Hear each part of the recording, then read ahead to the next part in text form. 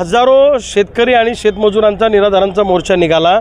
या मोर्चाची मागणी अशी आहे की सोयाबीनचे भाव पडलेले आहेत, कापसाचे भाव पडलेले आहेत, आयात निर्यातीच्या धोरणात सरकार उलटे बदल करत आहे आणि गावगाड्यातला माणूस आज आत्महत्येच्या उंबरठ्यावर उभा आहे। शेतमजुरांना काम नाही, मजूर गावं सोडून निघालेले आहेत। निराधार महिलांना किंवा यांना जे अनुदान मिळतं ते 1,500 रुपये फार कमी आहे। एका बाजूला महागाई वाढलेली आहे म्हणून त्यांचं अनुदान 3,000 रुपये केलं पाहिजे अशी आमची मागणी आहे। सोयाबीनला 9,000, कापसाला 12,500 रुपये भाव द्या।